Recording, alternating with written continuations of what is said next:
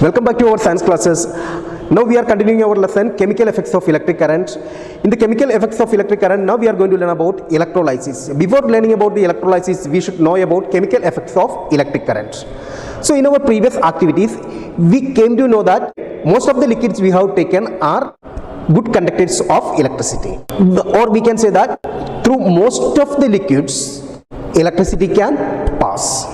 Through most of the liquids, electricity can easily pass. When electricity is passed through some solutions, they undergo some chemical reactions, and it is known as chemical effects of electric current. Once again I will say, when electricity is passed through some solutions, it gets some chemical reactions, or some chemical reactions will be occurred there. This is known as chemical effects of electric current. Now, to understand this chemical effects of electric current, let's perform an activity.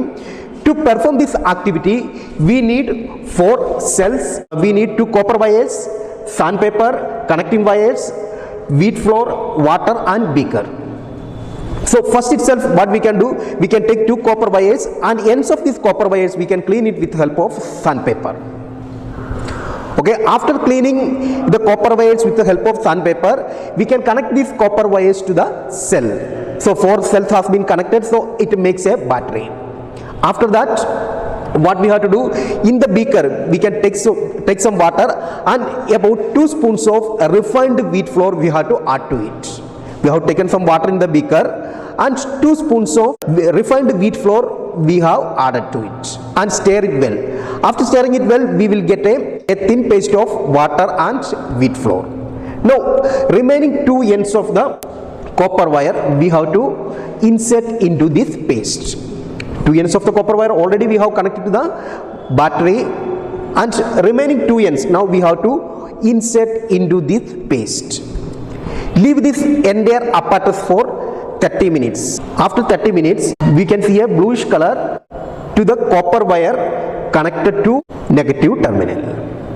We can see a bluish color in this paste where the copper wire is connected to negative terminal. We can see a bluish appearance near the wire connected to negative terminal. So why this blue color is formed there? The blue color is formed due to a chemical reaction occurred when electricity is passed. So it is known as chemical effects of electric current. Now we can learn about electrolysis. What is electrolysis? When electricity is passed through electrolytes, some chemical reactions will be occurred. This process is known as electrolysis. Electrolysis is the process that causes some chemical effects when electricity is passed through electrolytic solutions. The process of causing chemical change in a solution when electricity is passed through it is known as chemical effects of electric current.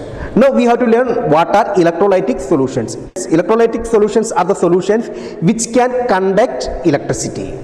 Electrolytic solutions are the solutions which can conduct electricity. Some more detailed definition is given here for electrolyte. Electrolyte, a substance which gives ions when melted or dissolved in water, is called an electrolyte.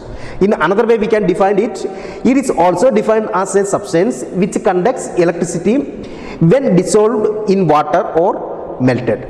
A solution, aqueous solution or melted one, if it can conduct electricity, that is known as electrolyte, or it can dissociate into ions, that is known as electrolyte. So here in our experiment we can see that 2 copper wires are dipped in the solution. Solution means electrolytic solution. 2 copper wires has been dipped in the solution.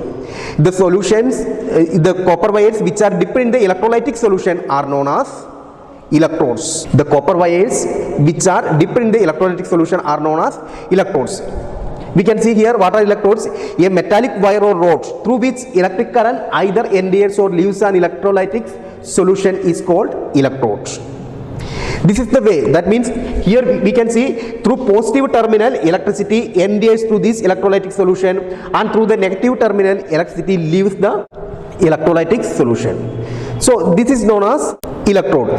Electrodes are the metallic wire or rod, or it can be a plate through which electricity either enters or leaves the electrolytic solution is known as electrode. And we know that there are two electrodes. One is positively charged and other one is negatively charged. Positively charged electrode is known as anode and negatively charged electrode is known as cathode.